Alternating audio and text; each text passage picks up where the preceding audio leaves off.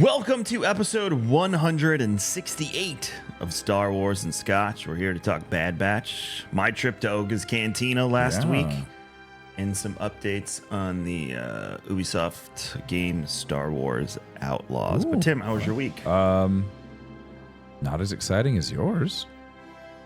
I did go to Disney. They go to Disney. I got the bug again too. It was fun. I had fun, Tim. I had fun. Oh, I thought you got COVID again. No, I had fun, meaning I got the Disney bug. I thought you started like when we got on this conversation this morning, you were like, I tweaked my neck. That was Monday. I had already come home from Disney. I just assumed that was just another thing. Okay, good. I'm glad that you had fun. Great. I had fun. How was Oga's Cantina? Let's just get that out of the way. How was that? I want to know. I did it, and I don't have to go back. That's how I felt about it too. Okay, good. I'm glad that we're on the same page. It was a very surreal experience. I actually walked in and the Cantina music was playing, so it couldn't have been more of a perfect moment. Yeah. I don't like that I had to sit next to strangers. That was my first. Oh, you had issue. the community table. I had a booth because there were 5 of us and 2 kids.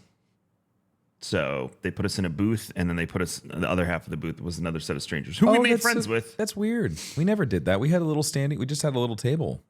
No, we had a booth, and we had to share with a group of folks from Chicago who were very nice. I'm sure they that's were on lovely, a work trip. But still, sometimes people aren't lovely. Nick.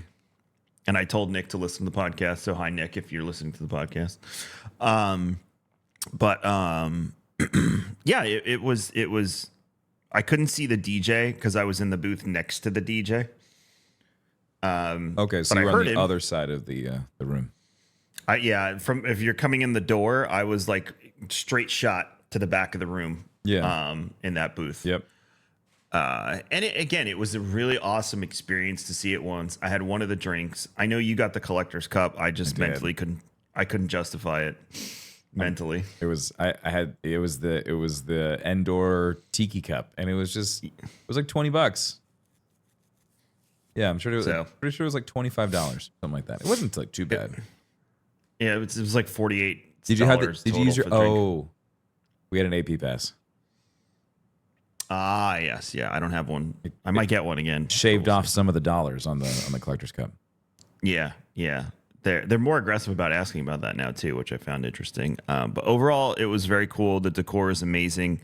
You know, for those that don't know, my wife's a architect, interior designer, and I was asking her, I was like, "Do you think the wires like hanging from the bar are they functional?" She goes, "They probably mixed prop with functional wiring." Yep.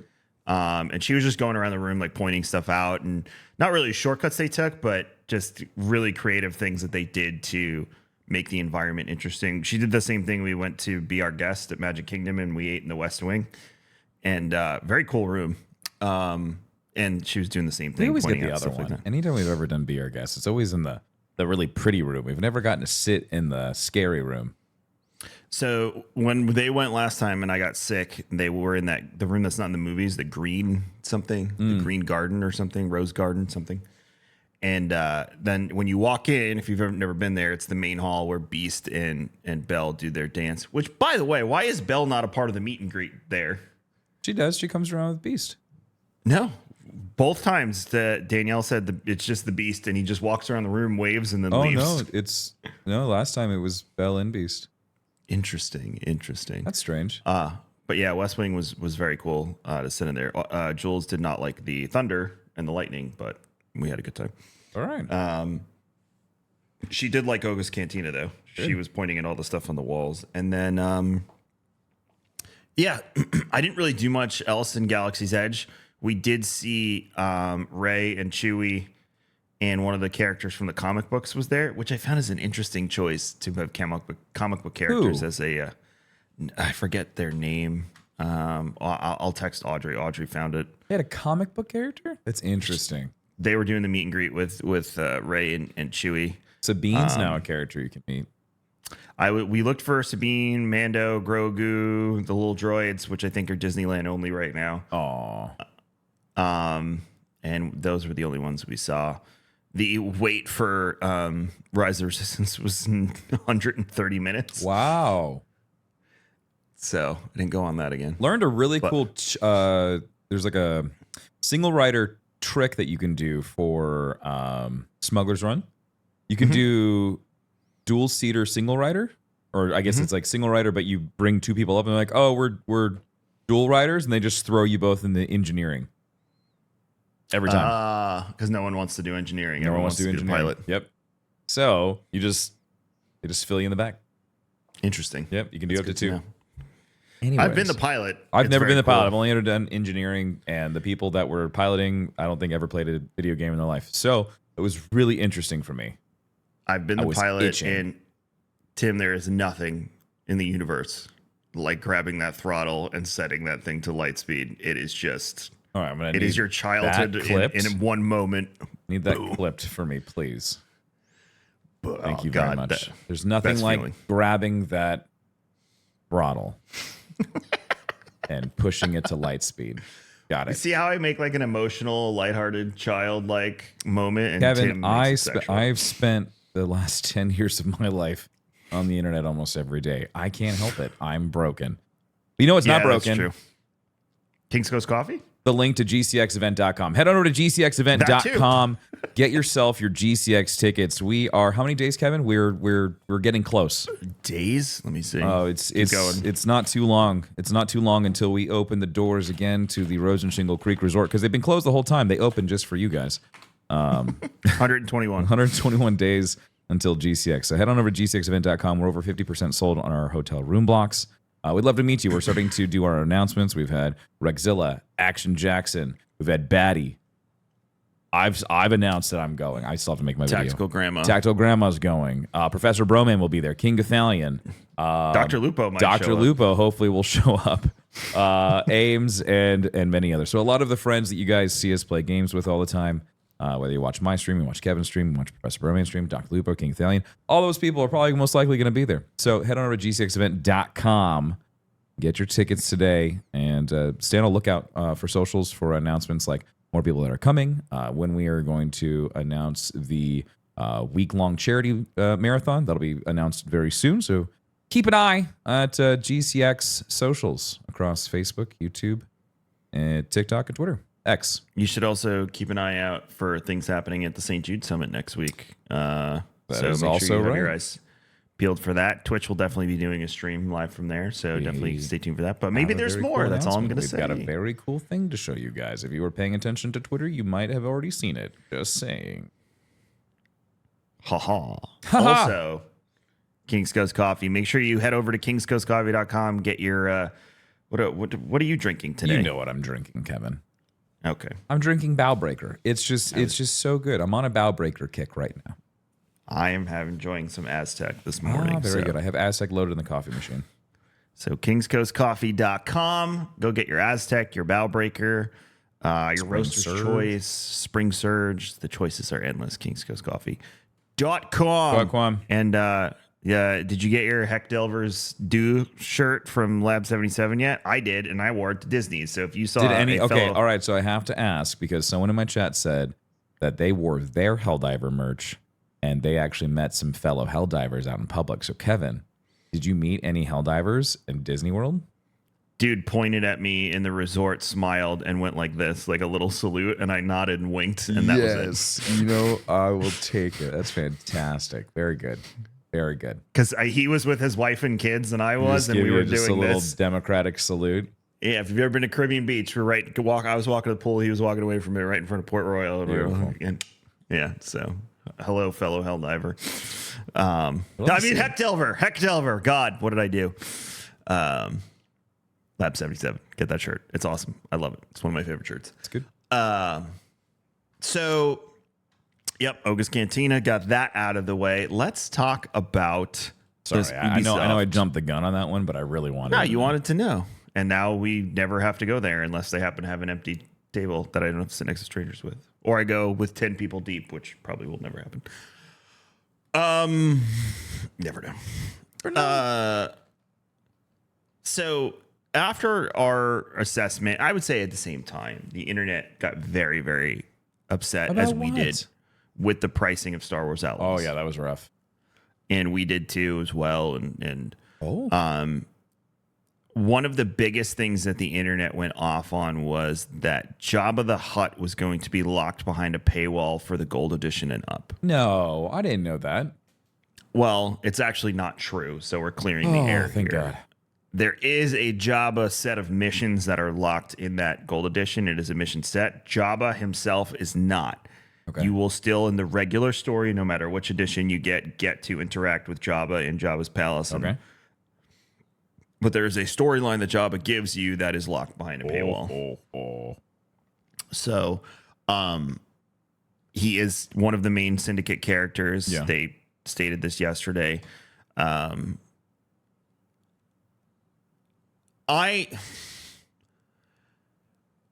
Not only is it like kind of egregious pricing, but now the confusion around it and not being able to clearly clarify what's what, where's where, like, is it worth it at the end of the day? That's my question. Another thing I see, and again, I don't know if this will stick, but you're getting it's a story game. I don't have to play it on launch. I'll watch streamer play it, and then when it drops in price, I'll go buy it. Yeah. Is all of this worth it is my question at the end of the day, Tim, to a developer or a publisher, because I would assume Ubisoft is the one calling the shots here, not the developer. Yeah, it's not massive. It's marketing and it's the publisher proper. But is it worth it? I don't. It's a loaded question because I'm a content creator. So it's for me, like, yes, it is worth it. Like, to buy it, like, yeah, I don't want to miss out on the potential, like, highlighting content that other people don't get to see. For the Star Wars enthusiast, the person who just likes Star Wars, that wants to play a Star Wars video game, I don't know. I have no idea if it's worth it to them. If you take me out of streamer world, yeah, and you put me into the world of a regular person who doesn't watch Twitch and doesn't care about YouTube or anything like that, yeah, I would wait. Sure, I would wait. I think, like, and I think a lot of people are going to do that, or people who are already subscribed to the Ubisoft Plus or whatever, like their subscription services, like they might, like that's probably going to be the route that everyone's going to go. Hey, like I said last week, if you can finish this game in 2 months, which is plenty of time in my opinion, go the Ubisoft Plus route. You will pay less than the base edition if you do that. Yeah. Their marketing strategy, I hate to say this, and it's kind of scummy, and this is not just Ubisoft, this is in general with subscription services, is they hope you forget you're subscribed. That's what happens there. That is literally the financial play, is they hope we forget we are subscribed. So 2 months, and I think it would come out to what, $34? 30, how much is it? I think it's $16, so $32. It's like whatever at that point. You know, you paid less than half of what the base game costs. You know, own it forever, but if you ever want to play it again, just pop another $16 in, you know? It's not a big deal. Right. So that's the route I would go, because even to get to the base price, you would have to play it for 4 months, which I don't think the game has 4 months of playability in it, unless there is a multiplayer mode we don't know about. I would love for them to whip out, like, not at launch, but like make sure the game's good and stable and they figure like everything out. And then, you know, 6 months down the road, we get and by the way, here's GTA Online. Here's Outlaws Online. Because, I mean, like, you already have the infrastructure set up. It's already there. I would like now the thing is, they build it with that in mind. It's hard for me to believe that Ubisoft Massive did not take everything that they learned from The Division and slap that into a Star Wars game. And not like the looter shooter aspect of it. I'm more so just talking about like their ability to make an open world game that has multiplayer in it. So not a battle sim, but an open world multiplayer experience. The last one we got for Star Wars was SWTOR. Am I wrong? That's the only thing I can think of. And the one before that was Star Wars Galaxies, the old sandbox MMO. Oh, I was like, that's not right. That's a card game. Yeah. No, the old, old, Uh-huh. the Sony Online one. So we've never had another multiplayer open world experience. Not a battle sim. We've had plenty of battle sims. We've never had one, which is interesting, considering the IP. I'm kind of shocked more popular IPs don't try and pull a Rockstar. Granted, Rockstar's budgets for their games are absolutely insane. Yeah. That they can shove a 50 to 60 hour single player stellar experience into their game, which makes it worth the price tag alone. And then on top of it, create a multiplayer experience that how long has 5 been now? 11 years, 12 years? Been a while. I think it's 11 or 12 because it came out when I got married, and I'm 13 years married this year. So GTA 5 release date 13. Yeah, so it's 11 years, almost 11 years. I'm surprised no one's tried to duplicate that in Star Wars or Lord of the Rings or Westeros or one of the many IPs that it could potentially work with. I don't know. I don't know either. I hope there's more to this. And I'm not saying it's not worth it as is, but I hope there's more to it. It feels like there's more. You know, it feels like there's things that they're just not telling us. I don't know how you justify the price tag. I really don't. Like, I can understand buying the base game. And I know it's getting more expensive, but like when Ubisoft is saying it's a quadruple A data, you know, it's just like, no, it's not. Shut up. There's no, just like, stop it. Like, now you're price gouging. Like, look at Helldivers. I'm going to continue to use Helldivers as an example. It's a $40 game. And it's one of the most with a crap games. ton of content in it. I'm sure, like, I understand that, yeah, the gameplay loops get a little, like, redundant. But, like, overall, it's like that's how you do a live service game. It's $40. And they're saying we haven't earned the right to monetize. Like, it's so hard. Like, it's shitty when Ubisoft is like, well, it's a Star Wars title. And we're Ubisoft. So there you go. Well, okay, Ubisoft, you don't have a great track record right now. Like you haven't put out great games in a while. Your IPs have just been milked to Kingdom Come. Nothing really innovative coming out of Ubisoft right now. So this game could be that game that puts Ubisoft back on the map as like one of the top publishers, but instead they're going to try to bleed their user base for every cent that they have. I don't, it doesn't feel good to me because this is going to set a bar, because if people buy it and they buy the $130 bundle that doesn't really, it gives you some extra content that's in the game already. The game content's there, but you're telling me that I don't get to play it unless I buy this version. I understand like people like DLCs and battle passes and things like that. I'm okay with spending money on content to come, but the content's already there. It's in the game. And if the goal is to push people to Ubisoft Plus, then call their bluff. Because I did that again I'm a huge Far Cry fan. Far Cry, what was the last one? Last one was 6, right, Tim? The one in South America. It was the Far Cry one was 6, because right? we had the one in Utah, and then the second one was like the continuation of that story, and then we had the Columbia one. I loved the Cult one. The Cult one was great. It had a very Fallout-y kind of vibe to it. I loved it, and I love Giancarlo Esposito, but I had a feeling about this game, so I just did the Ubisoft Plus, and I was very happy I did, because I have no desire to go back and play that game. Nope. I didn't waste $80 on it, so cool. So call their bluff and do that, and then unsubscribe. You know, the game companies... I am okay with an increase on base games of about $10. I think that's fair. The industry hasn't changed. I said this last week. I am not okay with the special edition prices. You guys know I'm a pro wrestling fan. I don't like their pricing from 2K on those. Mm-hmm. Like the top edition is like $110. And what do you get? You get a bunch of others. You get alternate skins for some of the wrestlers, and you get a bunch of extra wrestlers. I don't like that. It feels grimy. Yeah. I'm not a fan.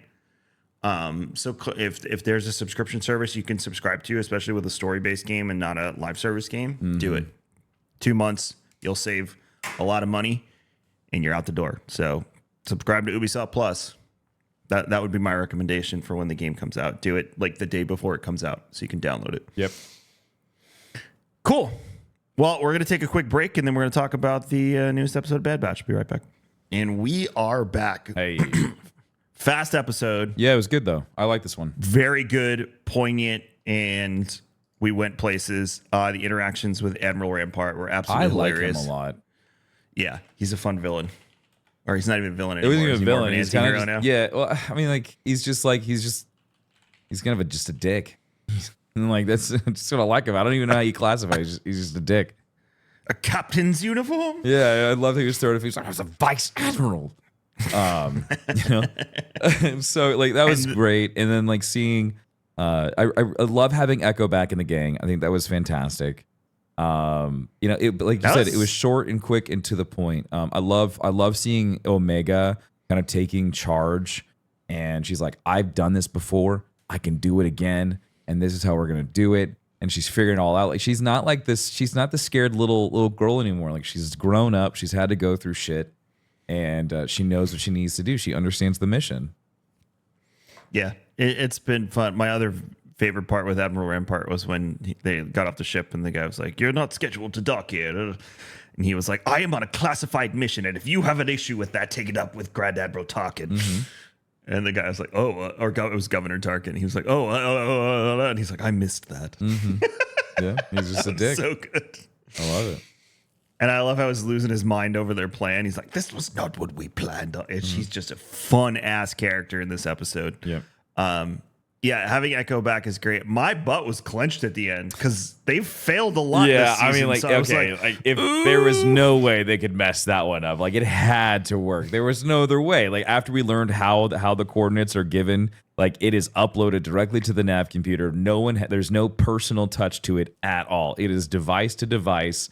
It's all encrypted, and so the only way they were going to be able to do it is they had to attach themselves to the ship or get onto the ship. Now, as science vessels, I'm sure like any other like crazy Imperial ship that is classified, they've got all these pressure sensors that are in the cargo hold. They have motion detectors. A lot of things are managed by robots.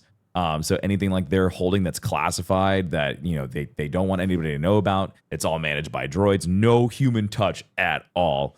So like even that's what he was saying. He was like, those proximity sensors are going to go off and it's going to blow us up because those things they're designed to defend themselves. It's like, that's really, really cool. I want to say that one of these vessels was talked about in Thrawn. It might have been in the first, I feel like it's in the first book. And there's a vessel that they have to go to, and it's carrying spice in it. Like they were like, these guys were smuggling spice inside these ships. They kind of talk over the complexities of them. It's cool. I like that level of detail. It was well done. Yeah, it was I knew they were going to do it, but there was that chance, like when Crosshair missed the shot. Oh, yeah, most definitely. There was a slight ounce of anxiety there, for sure. I was like, we're so close to the end of the season. They can't. I was like, oh, thank God. Mm-hmm. Interesting. We're now on our way to Tantus. It is not this big Avengers group that we thought it's going to be. It is a Black Ops Rex was Commando be mission. There. No, it's a Black Ops Commando mission. Unless they can transmit the coordinates in the next episode. Mm-hmm. But I would assume that all incoming and outgoing transmissions from Tantus are blocked. I believe Crosshair says that in the episode where they're escaping. Yeah, it makes sense. So I think this is it. I think it's just our core crew, and I think we're going to have our encounter with Tick. And the kids are going to be escaping. It's shaping up to be a wild ride. I think the people that said, "Oh, wait till the end of the season, we're going to see Ventress." I don't think Ventress. I feel like that's it. I think if she shows up again, it's not going to make any sense. It's going to be awkward. I don't think we get Quinlan. I don't think we get Ventress. I can't believe like they even like focused on that. Like in one of the trailers, like they were like, "And Ventress." I'm just like, what the like? She was there for all of like 10 minutes. So and it was good to see her. She's alive, and they said there'll be more stories involving her. So I'm excited to see how that plays out. What medium those stories are told in, we don't know. So I don't know. But yeah, I think this is a Black Ops Commando mission. I'm very interested to see what happens to our friends at the end of this. Someone's gonna die. What if all of them die? Oh, I don't think that'll happen. No, we need to end it with and they lived happily ever after, just like Mando and Grogu. Pabu's gone, though. There can be other planets, Kevin. I don't know. That death grip of the Empire is just getting tighter and tighter. Jeez. What a dark thought. No, Omega has to live happily ever after because she's tied to Boba Fett. So there's gonna be some tie-in at some point. They're the same age. Like, why wouldn't we get a live action Omega in the Book of Boba Fett Part 2. I just If we feel get a I Book just of I feel Boba I Fett feel Part 2. well, when we're totally getting one. We are? We're totally getting one. There's no way that we don't. Let's see if there's any rumors. There's like the way they end that is still perfect for another season. Lucasfilm has yet to announce any plans for the Book of Boba Fett. I bet you it's going to happen. There's no way Dave doesn't let that one just die. You don't think he'll just tell the story? Bro, we got live action Cad Bane. Why the fuck would we not? Well, I mean, again, you can still bring that back to the Mandoverse movie and Ahsoka season 2. I want another Book of Boba Fett. I really liked that show a lot. I thought it was fun. I know a lot of people shit on it, but like the only part I didn't like is his gang of bio augmented or his cyber augmented teenagers. It was the Power Rangers. It was Star Wars Power Rangers. Everyone had a color. Remember how upset the internet got over that spin? Even we were like, the spin when the guy shot and spun unnecessarily. Oh, whoa. We called it out and we were like, oh, that was silly. But the internet was like, I am very angry. It's like, dude, it's a spin. Chill out. It's not the end of the world. Come on. People that find stuff to be angry about if we don't get a Book of Boba Fett 2, I would hope that we end up wrapping those characters into other shows. I would bet my ass that Boba is in the Mandoverse movie. I hope so. It is really fun. Cad Bane was great. We know he's still alive. I would hope that he's in the Boba Fett or the Mandoverse movie, whatever that is, Heir of the Empire, whatever they're calling it. But yeah, all those stories are going to converge over the Ahsoka season 2, and then what we assume is Mando season 4, and then the movie. Mm-hmm. So yeah, there's no happy ending unless it truly is about Bo-Katan, but I don't think it is. You think season 4 would just focus on Bo? I don't see why it wouldn't, but it's not going to. It's gonna be the Book of Boba Fett part where it's just Mando season 2.5. It's just Mando gardening on. Like it's just like as much as I want it to be, as much as I want Katie Sackhoff to take the role of Bo and like really own it as like the main protagonist. She is the Mandalorian. She's the Mandalorian. Or she is a Mandalorian. She is Mandalore.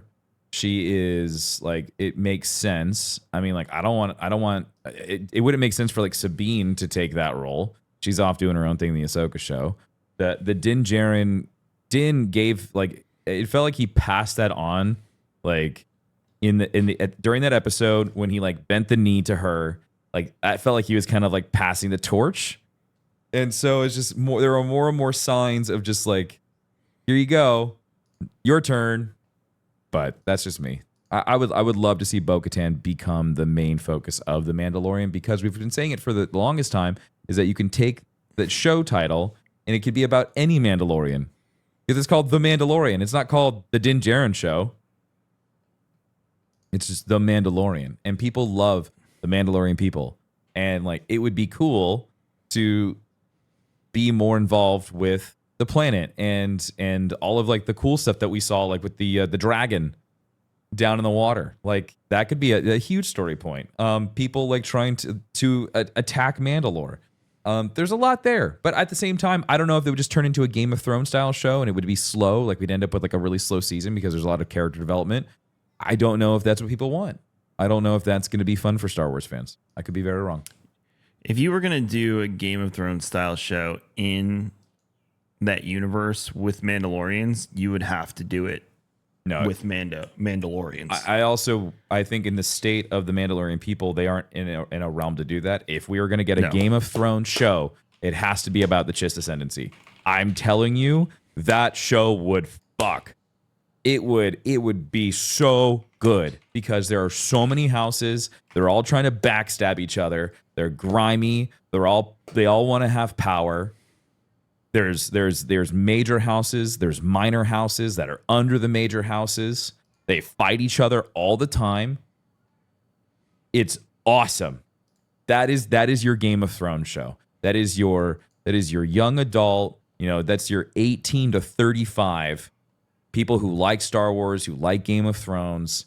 that would hit it. Oh, I could go You on. heard it here first. I could go on all day about the Chiss Ascendancy. It's such a cool setup, and I'm telling you, Timothy Zahn wrote it like that on purpose, guaranteed. There you go. Anyways, you could do a Mando show though, because, well, you'd have to go back in the past. That's the only way. You would have to go back in the time of when the Jedi and the Mandalorian were fighting. Even then, within the clans, well, in Legends anyway, they're always vying for the title of Mandalore. Sure. So, someone could lead, but they would always be, not always, but, I challenge you to a duel, like that whole thing. And there's just not enough of them now. They're barely hanging on. And we saw the politics in Rebels too, even when they were kind of fractured. Sure. With the Imperial Mandalorians, but and all those leaders are dead. House Wren. Oh no, I know that now. Well, for the most part, we know they're dead. There could be some survivors. Their entire planet was glassed. It's like, that's the whole thing, is like, I would love to see how Mandalore is built, but they're all going to have to go underground. There's no way that you can do anything on the surface. I don't know how you make that interesting. That's the part that I'm just like, it would be cool if Katie Sackhoff was the protagonist as Bo-Katan, and it was focused on her. But she's going to be busy just doing political shit. She's going to be busy rebuilding her planet. Is that something you can make an entire season out of? And then at the same time, it's like, oh, I got to go help these guys out. See you later. Like, that doesn't make sense because she's busy. I think you could have fun with that if you jumped a few years ahead when the rebuilding is kind of underway. Sure. They're rebuilding their society. I think that's when you could jump into it. Now she's the queen of rubble right now. So they need time to get a foothold again. So my whole thing there is we would have to do a fast forward if we were going to focus on Katie. Agreed. And I don't know if the timeline allows for that with Dave's vision of where he wants to take things leading up to Heir to the Empire. That's really what all of this is going to revolve around, is going to be Heir to the Empire. So we will see. We will see. Well, that's going to do it for today. Thank you so much for tuning in to Star Wars and Scotch. Tim and I will be in Memphis next week for the summit. I am going to try and come up with a solution for us to record in Memphis. If we can't record, we'll come up with something. We'll get you an episode. Don't worry. It might just be a little late, but we'll figure it out.